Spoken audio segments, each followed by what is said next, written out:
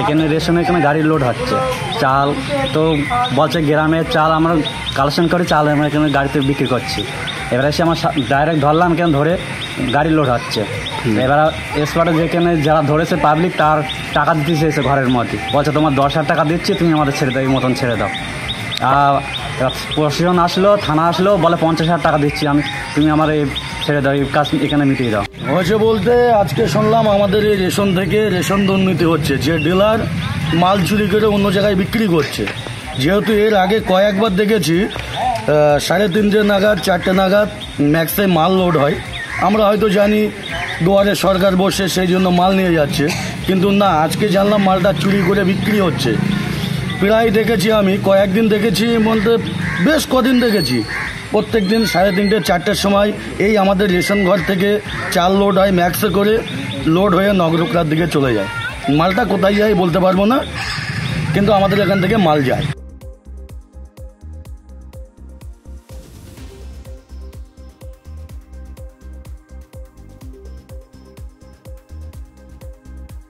চাল চুরির অভিযোগ একদম, আপনি এই নগরকলা 2-এর প্রাক্তন প্রধান, বর্তমানে তৃণমূল কংগ্রেসের ব্লকের সভাপতি, এই সকাল সকাল চাল চুরির অভিযোগ ঘটলো একদম আপনারই অঞ্চলের ভিতরে, কি বলবেন? না, সকালবেলা 6টার সময় এখানে একটি ম্যাক্স গাড়ি আসে এই রেশন শপ অফিস সামনে। এখান থেকে এই রেশন শপ গোডাউন থেকে প্রায় 30-40 বস্তা চাল ওই ম্যাক্সে ওঠার পরে গ্রামবাসী সেখানে বাধা দেন।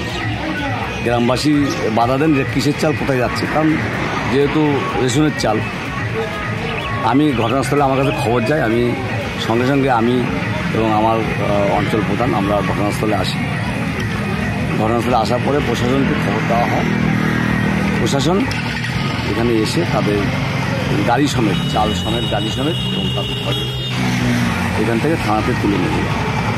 আমার কথা হচ্ছে যে এরা অন্যায় করলে তার শাস্তি পেতে হবে, এবং এরা সরকারের বদনাম করছে, কলঙ্ক করছে সরকার।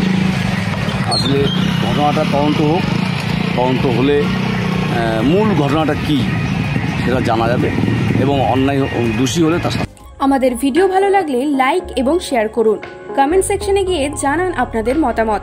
আরও ভিডিও পেতে আমাদের চ্যানেল সাবস্ক্রাইব করুন এবং প্রতি মুহূর্তে খবরের আপডেট পেতে প্রেস করুন বেল আইকন।